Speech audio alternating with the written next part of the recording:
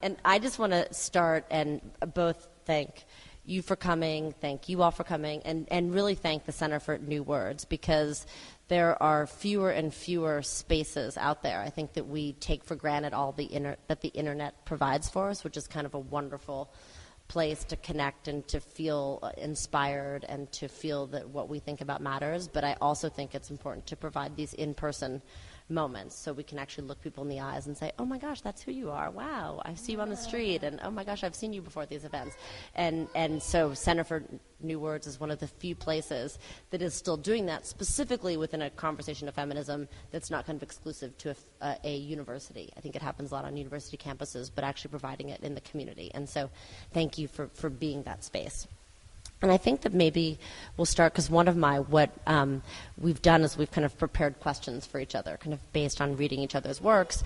And one of my questions is asking more about how you define radical mommyhood. And as it had said in the advertisement for this, it's mommyhood, M-O-M-M-Y, in a more conventional, more English way of saying it.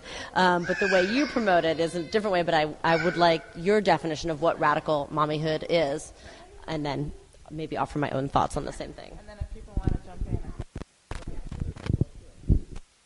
we'll see how it flows. Anyway, hello and good evening. It's nice to be here, coming from New York with my two kids, my other daughters in the back, Carolina and Gabby, the show stealer over here. Radical mommyhood. Yeah, I spell mommyhood a little bit differently. I spell mommyhood M-A-M-I, as in mommy, as how a Latino child would call their mother, as in a woman or a man might call their lover, as in the stereotype a Latina woman or any woman may be hit on the street or harassed on the street, mommy. And I chose that term on purpose. Obviously, because when I became a mother at 19, I was in college, sort of following the nice American dream that my Puerto Rican immigrant parents wanted me to follow. And then I became pregnant while I was in a nice study abroad program. And all of a sudden, I went from being this very American dream conforming young woman to becoming a stereotype. I became yes, exactly. I became a stereotype. I became a single, unwed Latina mother. So, and with in becoming that, a lot of, thank you. And in becoming that, and I was also becoming politicized at the same time. I was becoming more aware of different grassroots movements. Specifically in the people of color, women of color community. I was working specifically with Mothers Against Police Brutality in New York City. That was around the time that Anthony Baez was killed by Francis Lavoti. Pretty popular case, but I was working with about 10 other different mothers of color who had lost their children to racial violence, including police brutality. So not only was I about to give birth, in fact, I was 9 months pregnant when the Abner Louima attack happened, and I was intent on marching across the Brooklyn Bridge. And I wasn't allowed to march across the Brooklyn Bridge because I was going to give birth. My mentor said no. And I was also surrounded by these amazing mothers who had suffered so much loss, and from that loss had found a movement. So for me, radical mommyhood was about integrating all those things. It was about coming to terms with the fact of what it was to be a young Latina woman, what it was to become a young Latina mother, and a statistic, as Amy said, and that it wasn't about fitting into a stereotype, what it meant to bring a child into the world when my children would be targeted for violence and would have to face the possibility of violence and racism just because of what they look like. When my oldest daughter was born, the first thing everyone told me was people in my own family even told me not to worry because in a few months she might lighten up. Those are the first things they told me when they saw her, for example. So as soon as she came into the world, became very glaringly obvious that my type of mommyhood was not going to be the mommyhood that was spoken about in the magazines, was not going to be the mommyhood that was spoken on TV shows. And I would even say, even today, it's still not the mommyhood that I often see in a lot of mainstream feminism. And that's where I came to Mamita Mala, and I started my blog because I found other mothers via the internet, other Latina mothers, other African American mothers, other Asian mothers, other indigenous mothers, who are feeling the same damn thing, who are raising these kids and wanted to raise their kids with a very specific social justice perspective, but we're also just trying to freaking survive like every other mother, you know. So it's about trying to fit all those things together, and that's what radical mommyhood is to me.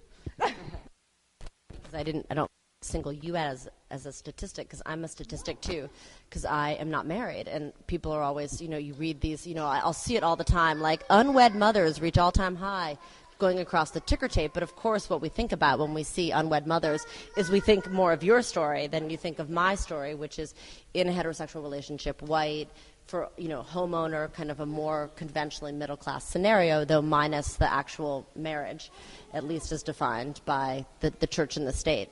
And my mother was a single mother, and in some ways by choice, because she was, and gave birth to me when she was 19. And it's just so interesting to look at your experience of giving birth at 19 and kind of compare it to my mother's experience of giving birth to me in 1970.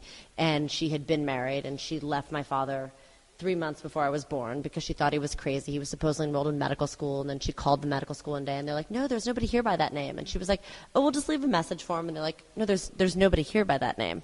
And then it kind of led her on this discovery. And even though I grew up with this story, and I knew that being a single mother in 1969, 1970 carried with it sort of like some radicalism just at its root.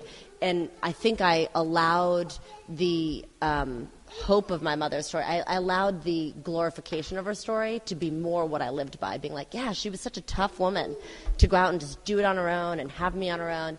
And then it wasn't until, and I do think it was tough, but it wasn't until a couple years ago where I went to hear Ann Fessler speak, and she wrote this great, wonderful book called The Girls That Went Away, and it was about this moment in time from the 1950s up until 1972 with Roe v. Wade. All these, and they're very middle-class women's experiences, went to homes, and it was voluntary adoption, where they were forced to give their children up for voluntary adoption. And the stories are so manipulative. I mean, it was voluntary, but it wasn't really voluntary. And my question to her when I heard her speak was, I said, wasn't there just one woman that you came across in the 280 that you interviewed that said, I'm going to do it on my own. I don't care. I carried this baby. I don't care what my parents say. I'm 19, I'm doing my own. And she was like, I came across one woman in all of it that at least demanded that she get some visitation for her child, but she didn't do it. And then I kind of left, and I was like, oh, wait, that was my mom. My mom was one of those women that said, I'm not going to tolerate it. And I think my mother in some ways protected me from more of the negativity around single motherhood. But I do remember, growing up and repeating what other people would sort of say to me, like, well, let's go to their house because they have a real family. And I felt that I had a real family. I felt loved. I felt taken care of. I felt like everything about the way I was being raised was like my peers. But it was the same thing where I was an only child. But people would say to me, "Aren't you lonely?" And so then I would say, "I'm a lonely child." When people would say, "Do you have siblings?" And I was like, "No, I'm a lonely child." So I'm a lonely child, and I don't have a real family. And so as much as you feel protected, you can't help but in some ways pick up on the reverberations of the stereotypes. And I remember when I got pregnant when I was 19, I thought, oh, see, this is what happens when you're the daughter of a single mother. You get accidentally pregnant when you're 19, and you have an abortion, because that's what people do. And it's interesting because I think that I don't think the way I've chosen to have kids is in any way a reaction to how my mother, what she experienced. But even though I'm doing it in a more conventional way, I'm not. But I do think that as much as we want to promote single motherhood as an option for people, it is still tough. And it is still harder to do that. It doesn't mean that you can't. And it is really exciting for me to see in this generation so many people who are choosing parenting and how they're wanting children. They still feel that defines them in some way. And one thing of buying it, the around parenting. And it's funny because I spent today at Schlesinger Library rereading Feminine Mystique when she solicited this questionnaire in 1957 and was, do you do things just to seek societal approval? And I would say 3 people out of the 200 people said yes, and everybody else said no. And I was like, gosh, that's so interesting, because I wonder, no, there's nothing I do. Because I know in my own life, it's really hard not to have the bugaboo stroller. It's really hard not to get the Britax car seat. It's really hard to think that I gave my kids plastic bottles and didn't have the glass bottles. It's really hard to think of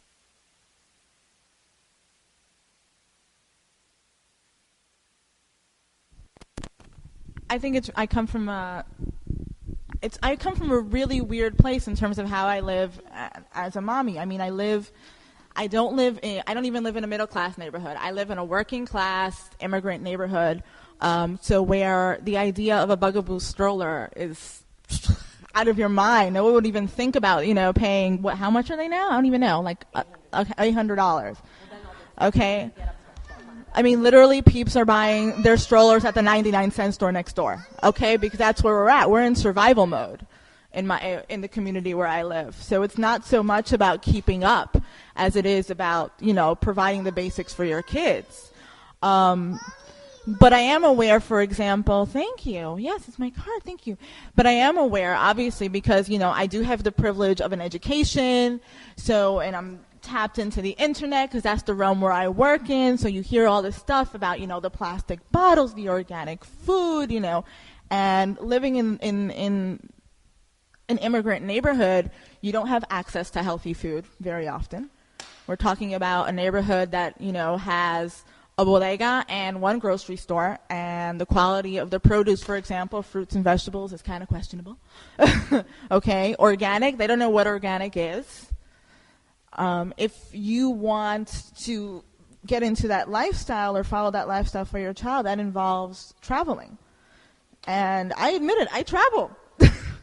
I budget money for certain specific things that I want to buy organic, certain fruits and stuff, and I will travel an hour to the nearest organic market by bus to buy some of those things for my child. I don't go crazy. I'm not buying at Whole Foods I don't do my family's Whole Food shopping or anything like that, because that's not a reality. That's not something that I can afford or I can do. And I think also because of where I live, you're much more aware that that's not a reality for most people. It's for such a very specific group of parents that message is being marketed for. And you highlighted a $40 onesie post that I wrote.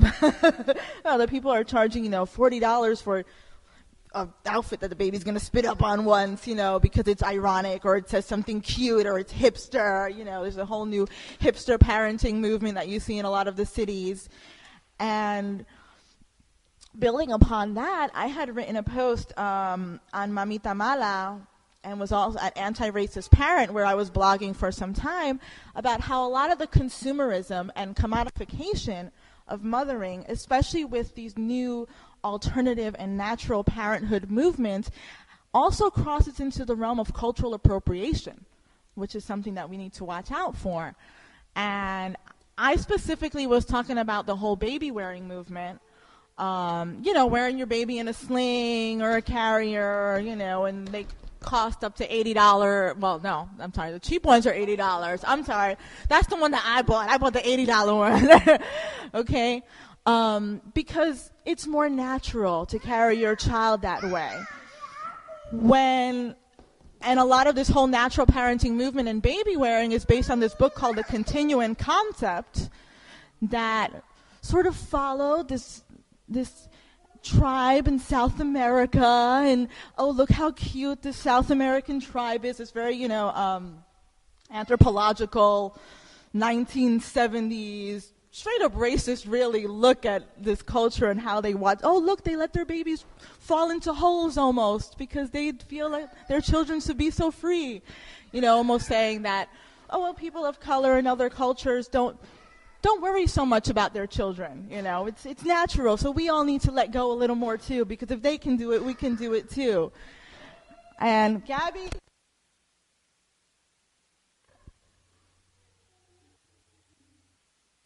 Okay, sorry. Went to a few attachment parenting events and was talking about how a lot of this baby wearing has also become cultural appropriation. You have Asian-style carriers, African-style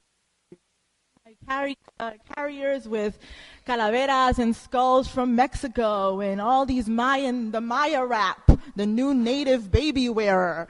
And no one saw a problem with the naming of these things and with the desire to want to have these things, to sort of follow a culture that wasn't their own in an effort to create a stronger bond with their child, and spend $120 or $150 while you're at it. And because I called people out on that, I basically got shut out of the baby-wearing community in New York. People got pissed at me. And people got really defensive, saying, oh, well, you know, one person said to me, well, my husband's from Africa, so it's okay. Or, and people responded in that way.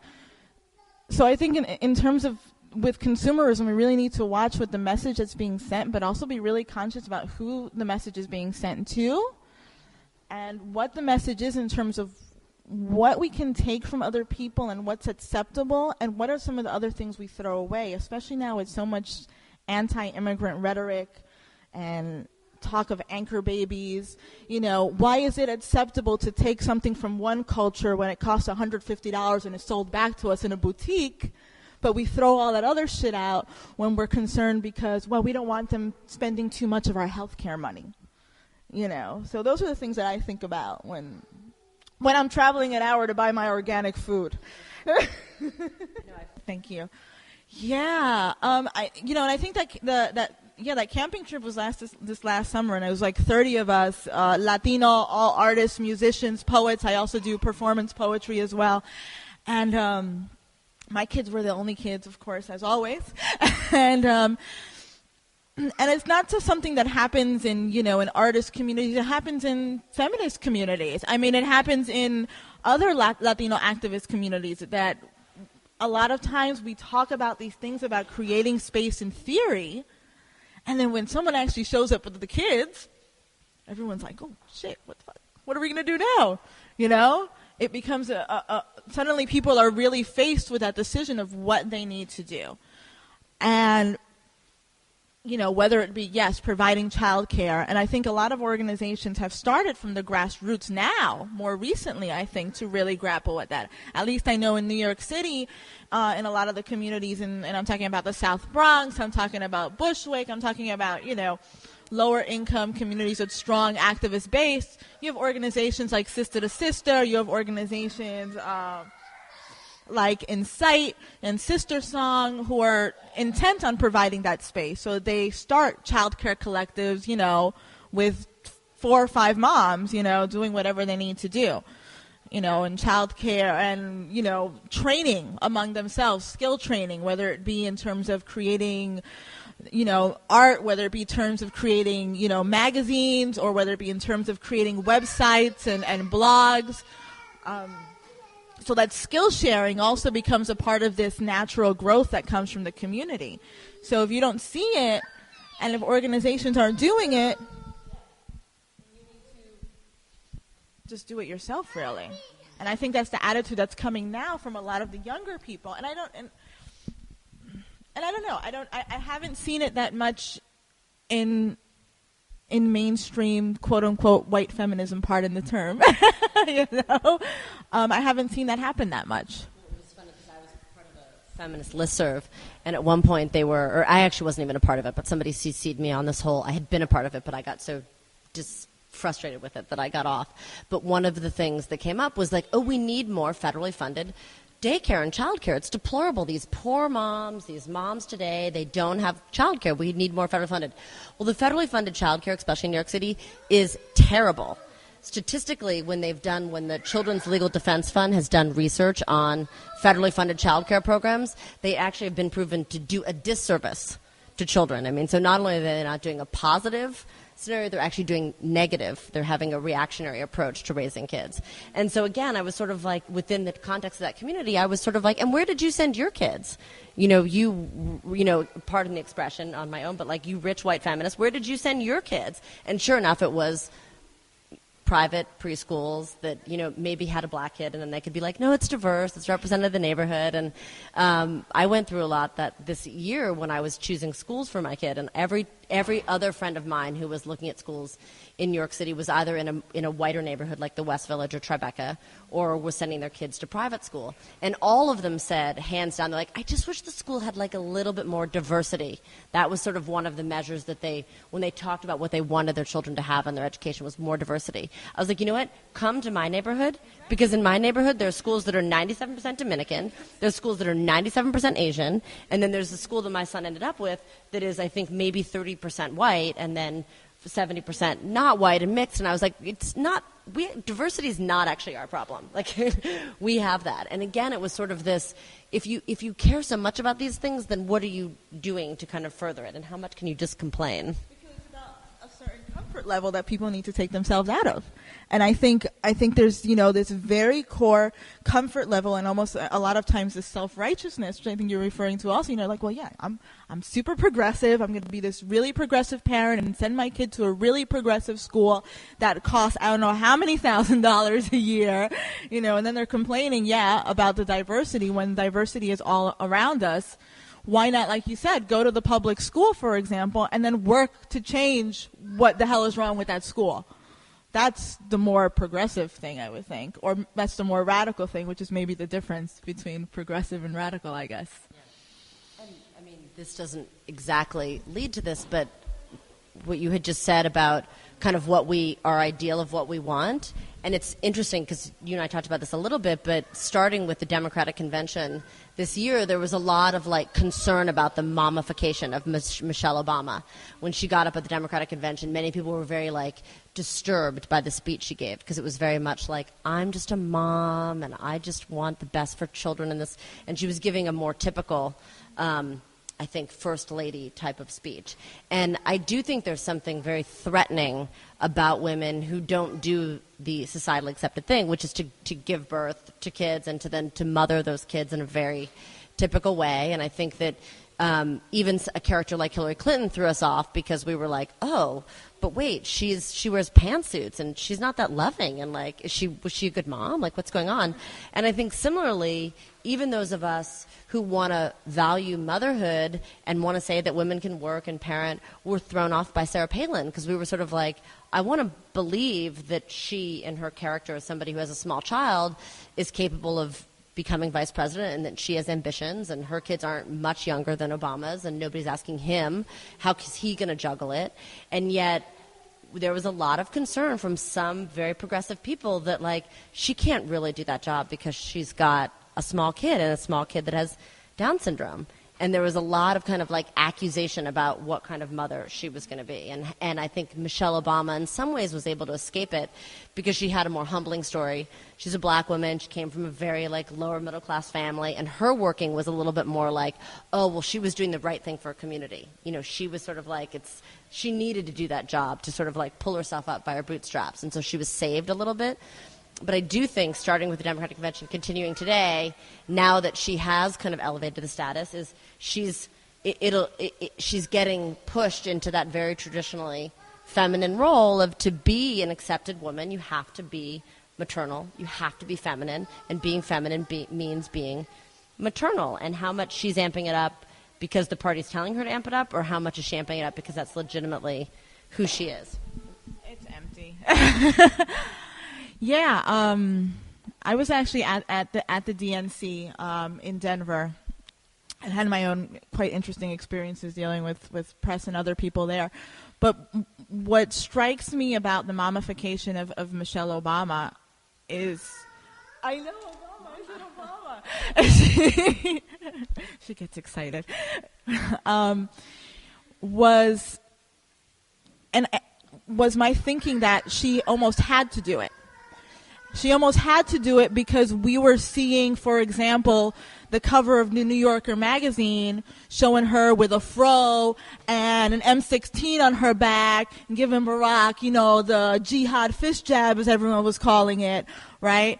I mean, so she was already presented in such a negative, racially stereotypical light.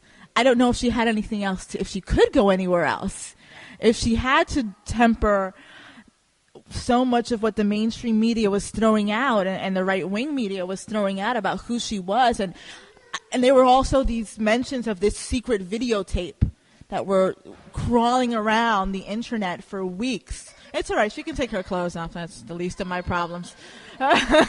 There were these concerns about this secret videotape flowing around of Michelle Obama talking stuff about how much she hated white people, I think was the gist of it. Obama! And, of course, that videotape never came up because it never existed. But there were so many rumors and so much concern and so much radicalizing of her image to the extreme that I think she had to counter it somehow. Just in terms of the mainstream political electoral system that we find ourselves in, I don't know if she would survive otherwise. No, I don't think. As much as I think being a mother of a young child worked against Sarah Palin in some communities, she also could not have been running for any office and not have been a mother. That would have worked against, I think, any female candidate a lot more. Were you never a mother? Because I think that is still something that is expected of women. And I guess the thing that disturbs me the most, and I see this a lot because I lecture a lot on college campuses, and I get these variety of questions, but they're often to the tune of like, can I be a feminist and ... And it's sort of like, can I celebrate Valentine's Day? And can I wear perfume? And sometimes it's superficial questions, but sometimes it's much deeper. It's, I actually don't know that I can have an abortion. I don't know that I can go march for abortion rights. I'm conflicted about that. And one of the questions I get a lot is, can I be a feminist? And I got this last night at BU when I was giving a talk there, and be a mother. Like, to what extent can you be a feminist and be a mother? And I think that it seemingly presents a challenge because motherhood is the supreme expression of femininity, and feminism as a movement has been about liberating women from femininity. And so I understand in some ways the conflict, but if you look at most women who've been feminist, if you look at a lot of the priorities of the feminist movement, it's been about valuing motherhood and valuing women. And I think that feminism as a movement has done a lot to make the situation for women better. The Family Medical Leave Act, these are all sort of like stepping stones, but I think there's a lot out there. Just creating a women's health movement, getting, better laws for midwives. There's kind of like a litany of things that they've done. I think the one thing that has not changed, very sadly, is that women are still not free to not be mothers, and they still really own this role of motherhood. And I use in the book this example of, I call it like the seat on the subway metaphor. And I think when women are pregnant, and you see this, I'm sure you see it in Boston too a little bit, you see it in New York where the pregnant woman gets on and sometimes nobody jumps up, but oftentimes people jump up, and then the pregnant woman's most often thank you so much.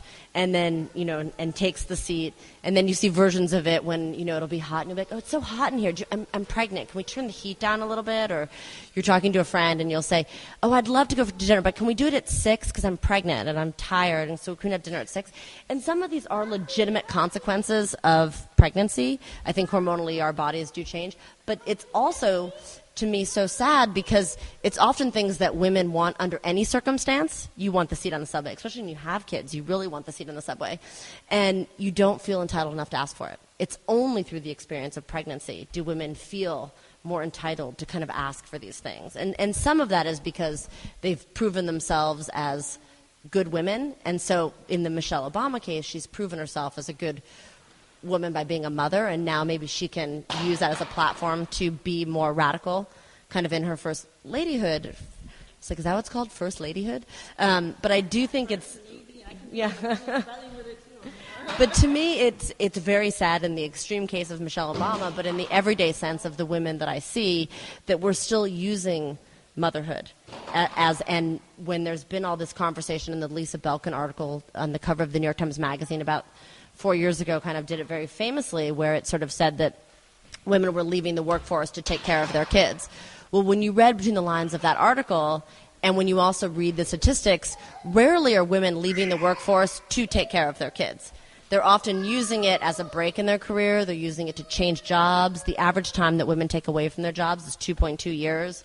And motherhood, they use the excuse of motherhood because that feels more legitimate, a more legitimate reason to kind of leave their workforce or to take a break. And unlike other generations that argued so vehemently that motherhood was like the toughest job you could do, now women are saying, I actually want to break from my tough job and I want to be home with my kids. And I think it's interesting that that has, like, in some ways, you know, kind of become devalued from one generation to the next, the experience of motherhood. And I don't know in your own life how, I mean, I know I'm always, people will criticize me for not talking enough about my kids, but I'm sort of like, but when I'm writing an article about abortion or writing an article about divorce reform, like, why do I have to mention that I'm a mom? And yet I think that people expect it of women in a way that they don't expect the same thing of men. I mean, I don't know. I think I got hung up way back in terms of the idea of, you know, the choice to be a mother and the choice not to be a mother, and how is that feminist or not feminist. And, yeah, there's no juice now. There is no bottle. Sorry. She didn't like that answer. Yeah, really. And how, see, I don't know. See, my experiences have been completely different, though. Like, for example, when I've gone on the subway, no one's jumped up to give me a seat when I was pregnant. People have closed their eyes and pretended to sleep when they saw me with my pregnant belly. And, like, I don't see you. And right. Well, I mean, and this is, and, well, yeah, I mean, I look white enough. It depends what train I'm on, I guess, you know, but there's that whole passing privilege, too, that I got to totally, you know, understand. Yes. And I don't know if women of color have so many choices to use pregnancy as an excuse and to use even the option or the choice of having a child or not having a child, or abortion or not having an abortion, because our choices are so much more limited. And I'm not just talking in terms of a very real day-to-day concept. I'm talking about, like, very historically and culturally. Like, my grandmother, for example, was one of the hundreds of thousands of women in Puerto Rico who was forcibly sterilized, you know, and they told her they were going to take her appendix out. And this was part of a very conscious program by the United States government in the 1940s when they were trying to get women workers to come from Puerto Rico to the United States to work in the factories. And they couldn't have people working in the factories or they were knocked up. So they needed women to be sterilized. And they would lie to them. And they would do it on such a massive scale, and there was so much propaganda that women were going into doctors' offices asking for la operación without really understanding what la operación was. And in fact, there's a documentary by that name that I recommend people check out, and it talks about that process. So a lot of times the idea of not being a mother has really huge cultural and historic implications. Because so many times we were denied that ability or told that we didn't have a right to be pregnant. And the same forces that want me to have kids are the same forces that want you not to have kids. Right. You know, it's the same. It's controlling women, and it's controlling more our offspring, or what the offspring is. Right. But I don't think there's about where those two connect. I don't think there's enough discussion about where those two connect. No. Because we hear a lot about the women, you know, and you know, about working and family and medical leave and all that stuff. When I was pregnant with my first daughter, you know, I was a college dropout. I was working in a nonprofit doing voter registration. I didn't have an option of medical leave. I didn't have maternity leave. I remember I went back to work 2 weeks after I had her, and I brought her in with me, and we were there working, and we were doing voter registration, and she was 2 weeks old because I didn't have any other option. And now with my second daughter, you know, I work for myself now, and it's a little bit different, but I also didn't really have an option to ask for a break. You know, my partner at the time, you know, took 2 days off, and he's like, all right, there you go. So I think the issue of choice and how women use those choices to justify what they do or don't do also needs to be put in a context.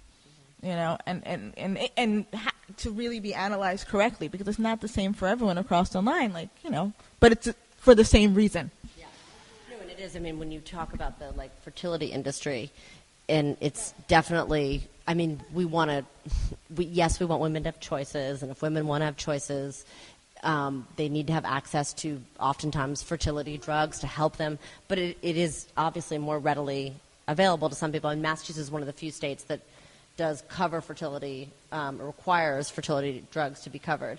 But that also is dependent on you having health insurance. I mean, there is this sort of layer upon layer about how reproduction is used to control women, and it is used to control white women to have more babies, and it is used to control women of color and poor women not to have babies. And I see that a lot. I mean, having been raised by a single mother, I will so often be part of conversations, and people will be like, well, just the best scenario for a child is, and it's this heterosexual kind of mother, father, having siblings, not being an only child. And I'm sort of like, yeah, but isn't it actually that a child's loved and cared for, and can't that happen under any circumstance? And yet we don't. Everybody wants to treat me like an exception. They're like, oh, well, of course your situation's that way. And I was like, I'm tired of being treated as the exception now.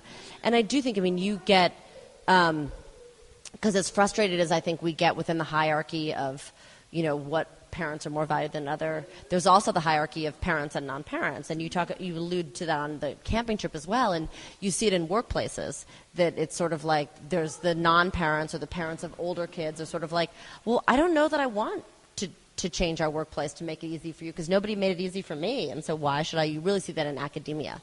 A lot of older professors are sort of like, but nobody was there helping me write my dissertation and giving me a break, and so why should I do that for you?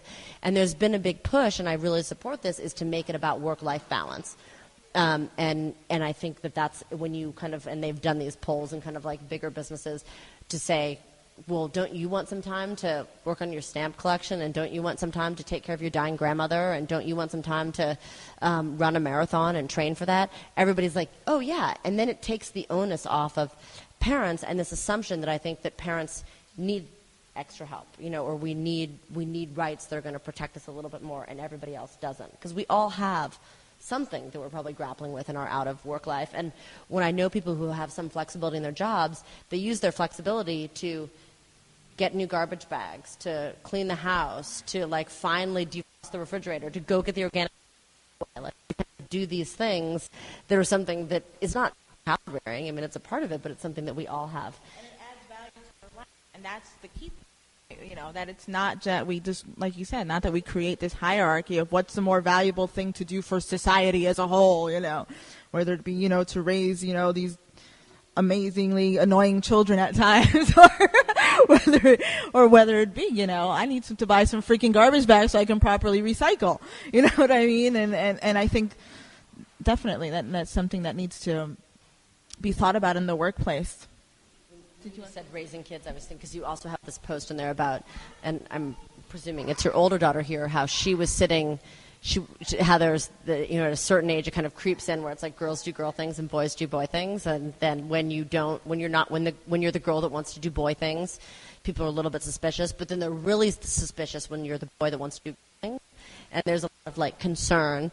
And one of the things that I really try to talk about in opting in is there's a chapter in there called William Doesn't Want a Doll, and it's based on, for those of you who ever read or listened to Free to Be You and Me, and I think it's great if William doesn't, but I felt like what we saw in one generation of feminist parent rearing was controlling everything about a child. And I think what we realized at the end of the day was that even if we only gave William dolls, he still might want a truck. And even if we only gave Lucy truck, she's still a doll. That there's ways that I think we do conform in gender ways, but I think more than ever we're realizing that it's not based on gender specific, it's just based on personality. And I went to this great lecture a couple weeks ago at this woman at Barnard College, at Rebecca Young, and she was talking, or Rebecca, I can't remember what her last name is, but she was talking about how, a lot of the studies that they've done on early brain development, it is, yes, if you look at a 3, 4, 5, 14-year-old, girls develop their brain in one way and boys develop their brain in another way. But she's like, but it's not that way when they're born. It's a template when they're born, and then we condition them. And she said, and we also sort of have lived under this assumption that, like, oh, okay, well, they're that way. Like those 0 to 3 years, okay, well, once they hit 3, if they're playing with trucks, that's who they are. And she's like, they have all this research now that's sort of like, no, we can retrain you. We can actually work with you to kind of be engaged in another way, to be a more creative person by giving you more creative outlets in your life. And I do think I'll get asked all the time, as a mom of sons, as a feminist mom of sons, like, what do I do to raise my boys in a feminist way? And I think that there are some things, it's more what I don't do.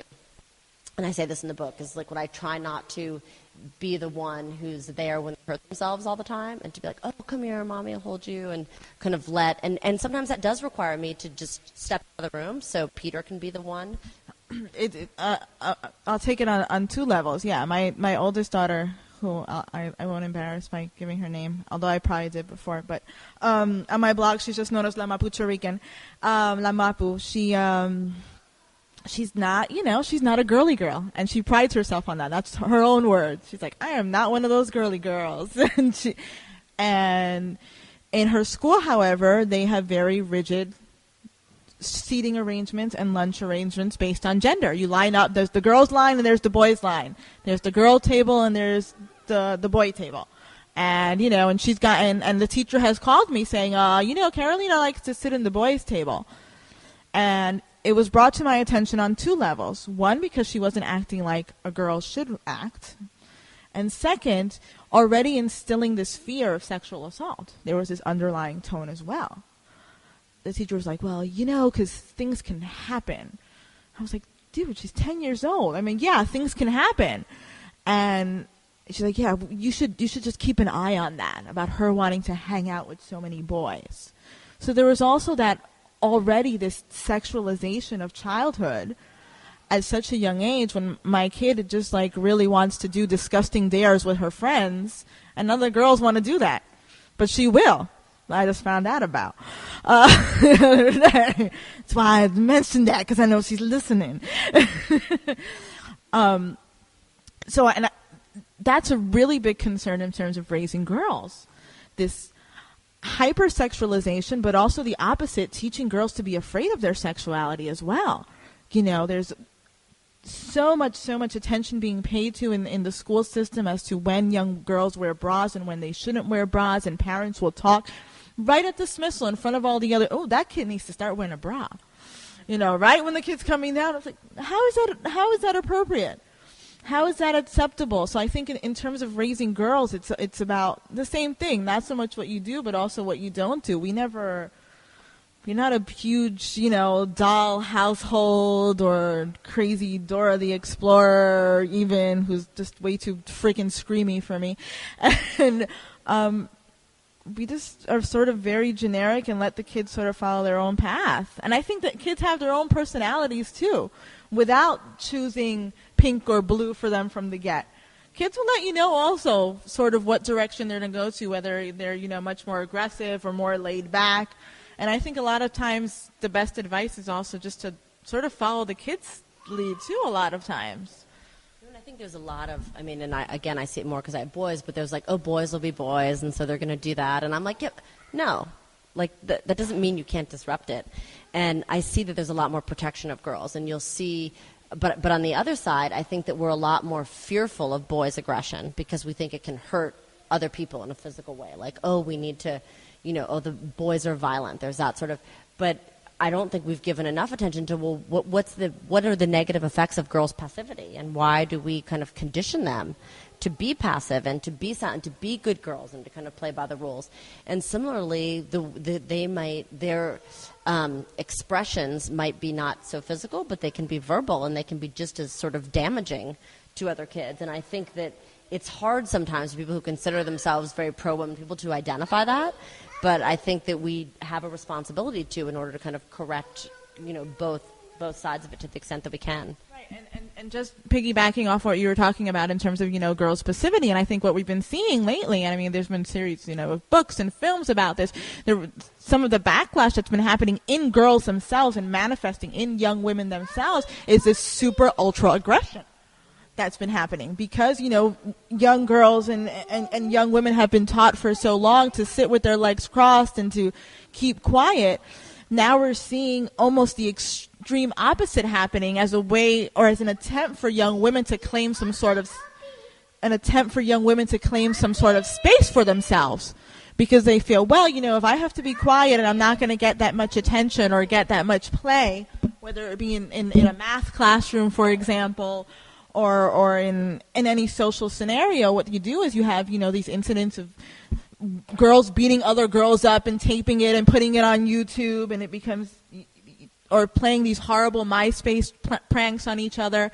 So you're seeing also the extreme, but you're seeing also the opposite extreme as almost girls not knowing how to deal with their own aggression. So I think we also need to teach our young women that it's okay to be angry even and be aggressive, and how to use that anger. And I mean, I'm not a pacifist in any sense of the word, and I know I've always given my daughters examples of young women who were fierce and hardcore and who were totally went against, the grain of what women were supposed to be, whether it be like, a Frida Kahlo, whether it be a Lolita Lebron, whether, these powerful women who were very aggressive and who were renowned for their aggression. So, and I don't know now if people have questions or want to kind of jump into the conversation, how we approach child rearing in some ways. And I mean, there's both child rearing in my experience, where like sort of like what I'm trying to do with the kids, and then there's the how I child rear and who I child rear with. And I think that there's, I think in other generations, when people tried to approach parenting and child rearing in a different way, it became a mandated way. It was like, you're going to do 50%, and we're going to check it off on a list, and and that's going to be equal parenting. You change 50% of the diapers, and I change 50% of the diapers. And I think that didn't work so well because it felt like being told what to do. And I think that in this generation, I think that I'm seeing, when it comes to the parenting aspect, I am seeing more people participate in raising kids. And oftentimes that means fathers are taking a bigger role. I still see that where the gap is in responsibility or in anticipation, that women are much more likely to still be the ones sort of anticipating. And at the same time, I think that women, it's expected of them, and then I think they assume it. I think it's sort of this catch-22. And I think that men get let off the hook for a certain amount of time, and then they do not know how to kind of reclaim some of that. And I see that in a lot of households. I write about one couple in the book that he sort of says, well, she likes to run the dishwasher every night before we go to bed, but that's her choosing. And I was like, well, sometimes it's because you've never had to think about it. You don't know it's something to think about. And so I do think that there has to be sort of more demystifying of what all the parenting involves. When it comes to kind of like raising kids and raising boys in particular, and I have a lot of girls in my life too, I mean, I really do, because it's how I learned as a kid, was by exposure. And just sort of like being out in the world and watching other kids and watching other families. And I love living. I love living in a city with kids, and I love it because you live in these teeny tiny apartments, and so that can drive you crazy. So you're forced, by consequence of that, to go out every day. You're sort of like, okay, we'll have breakfast, and then what are we going to do? Because we'll drive each other nuts if we have to sit in this apartment all day. But I love the invitation of having to be like, let's go check out that seal park, and let's go. And watching how, and again, like, I'm not a meanie. Like, I definitely will buy my kids toys and definitely kind of indulge them in one ways, but I'm also like, no, here's a cup, here's a watch, here's a phone, figure it out. Like, that's what you're going to do. And other people are like, oh, but never like that. And I was like, yeah, but it's just because I feel like I did that from day one. And I took my kids with me from day one and incorporated them. And, I am waiting for my son to be like, what's an abortion? Because, like, he's always, when I'm in these lectures, and he's like, let's think. How are we going to talk about that? So I haven't gotten to those heftier things, but, yeah. So I know. And I did get the, are you married? And I was like, well, some people are married in a legal way, and some people are married in an emotional way. Like, I did kind of, I think, have my good answer to that. And the thing that's hard for me, I feel like, is we're surrounded by a lot of kids who are parented in a different way. And it's very hard when you get in those moments for me as a parent to say, I know, without sounding judgmental, to sort of say, like, well, I know, but what we do, and yes, in our family, you can only have dessert if you finish your dinner. I can't say why Johnny has different rules in his house. And I think the same thing has to go with parenthood and with mothering. I guess as soon as my first daughter was born, like, I strapped her in. She came to work with me. She was registering voters at 2 weeks old. She was at rallies. At a month old, her first rally and her almost first arrest. So I think it's just a lot of example and a lot of I think we shelter our kids way too much sometimes, or people shelter their kids way too much, thinking they can't handle things. Like, the abortion question will come and you'll be able to find the answer. I mean, we've had the abortion conversation, we've had the sex conversation, we've had the violence conversation, because they've been around it, but not in a negative way and not in a level that they can't handle. Obviously, you're not going to get into a whole explanation medically and all the social and historical ramifications and philosophical issues of what abortion is. If you explain it at a base level, it's a starting point, for example.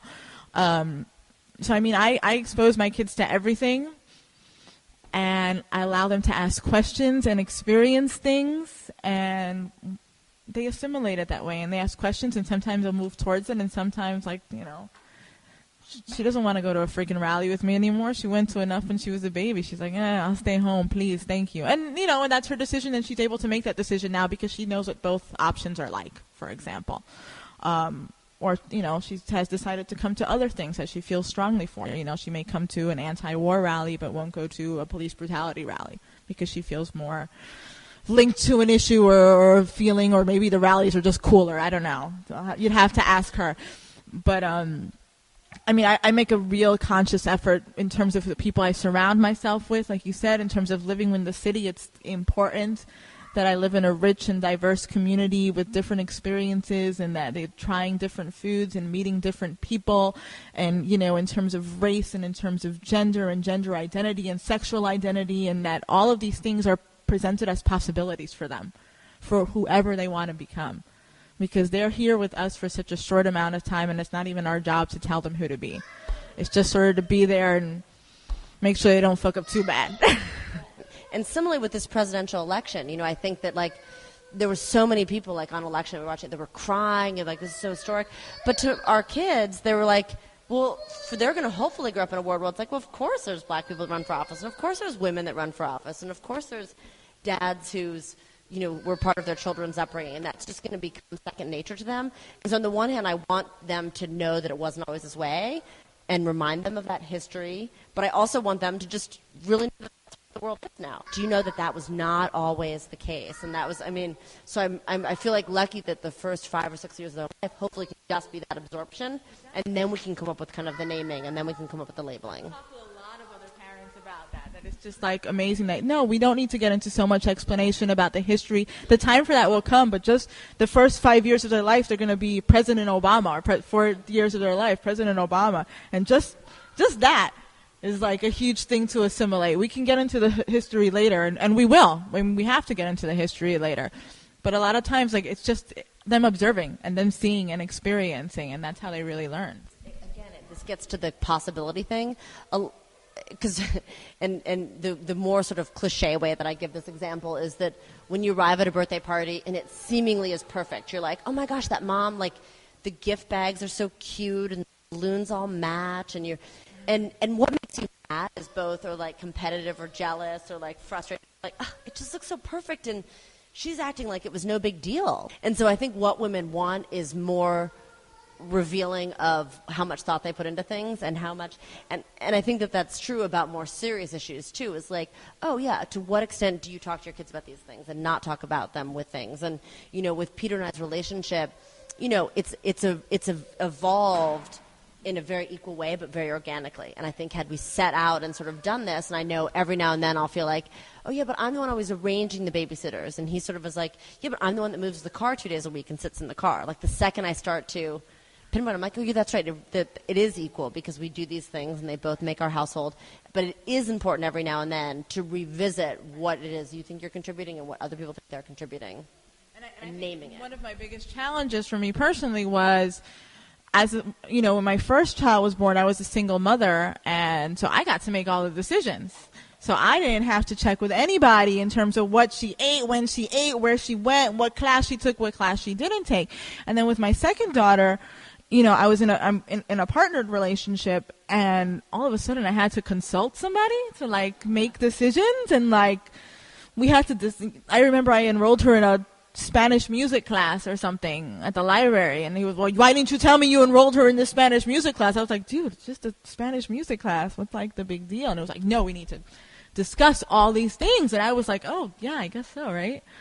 And I think, you know, also learning how to negotiate that, whether it happens organically or not. I know for me as a single mother shifting into, you know, co-parenting or whatever, that was a really big challenge for me.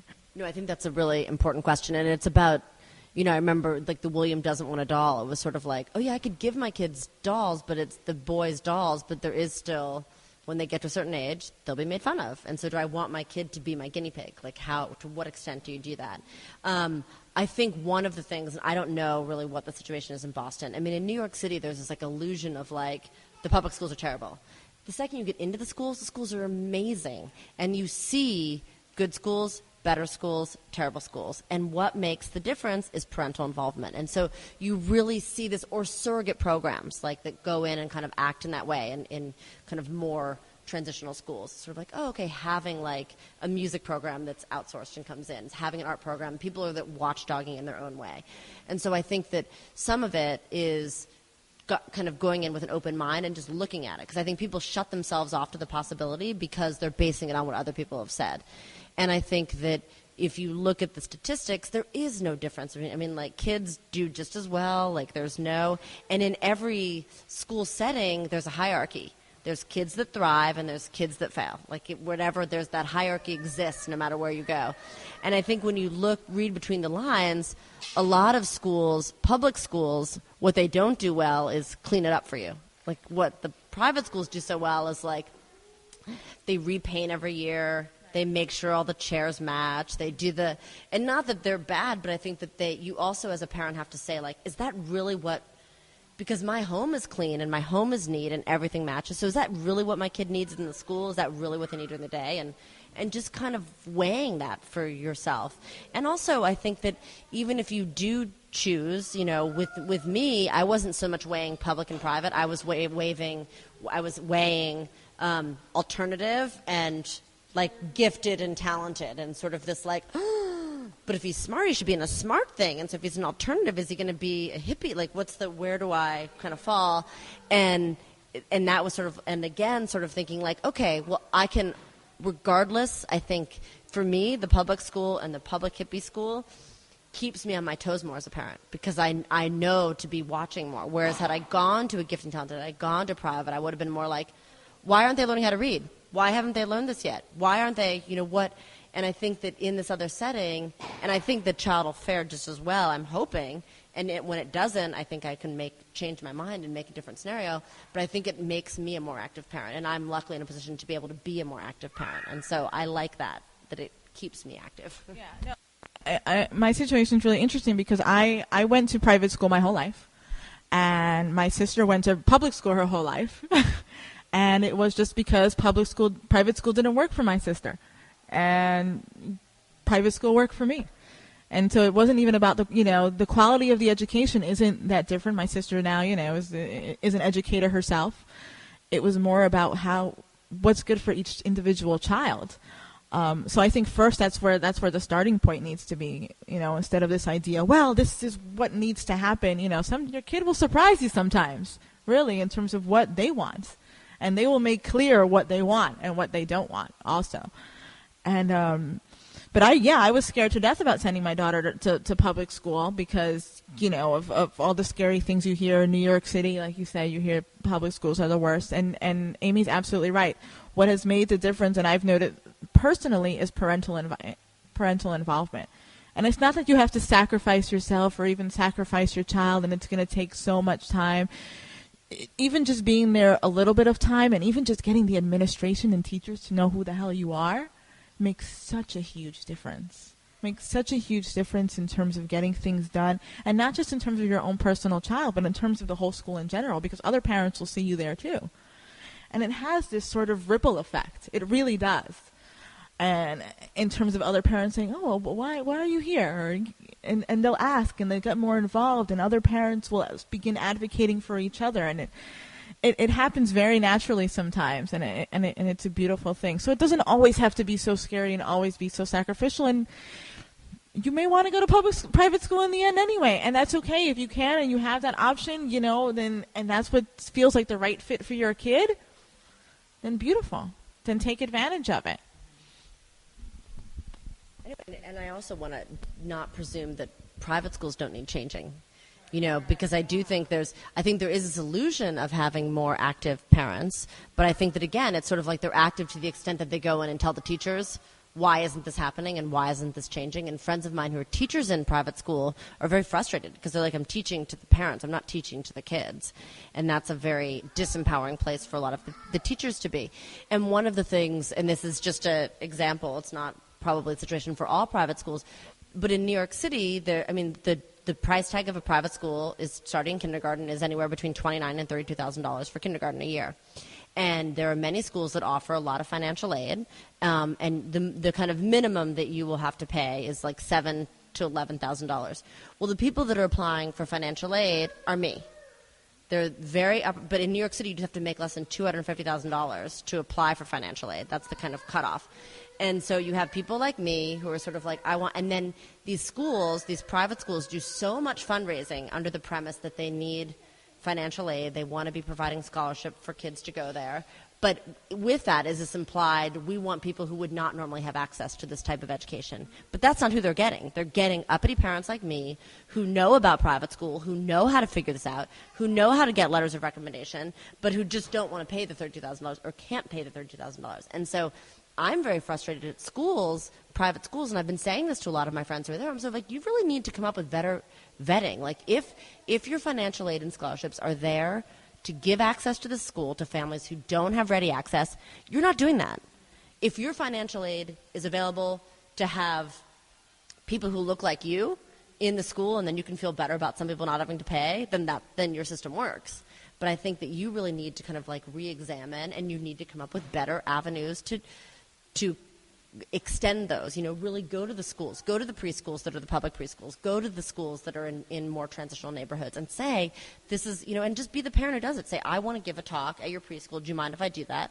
I want to know that this is an option. Not that every family is going to want to take advantage of it, but so I don't want to presume that like we always go from like public to private, or that there's this, and that private schools don't need correcting in some ways.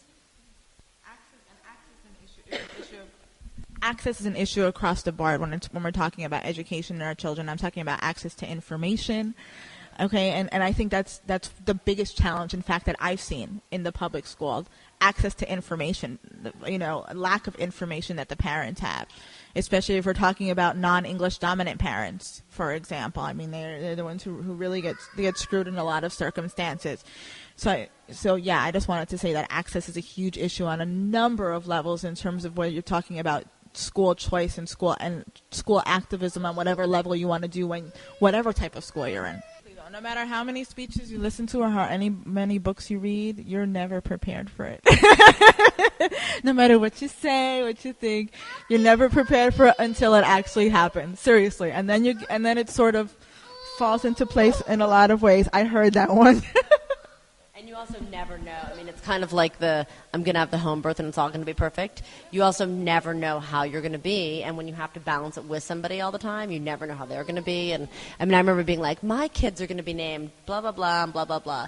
And then you fall in love with somebody you're having kids with and you're sort of like, well, my kids are going to be, and they're like, well, my kids aren't going to be named that. Like, it starts in these superficial things. Much conversation, and that's a very healthy thing. Like, there are things that I think many more women come into that scenario and think that they're always the one who will be like, okay, well, I'll concede on that one point, or I'll concede, but you can actually learn so much, and I'm much more likely to get caught up in things, and Peter's more likely to be like, does it really matter? And I think initially like, oh, that's right, I'm just going to give him that one thing, and then to be like, it actually doesn't really matter. You're right. It so does not matter.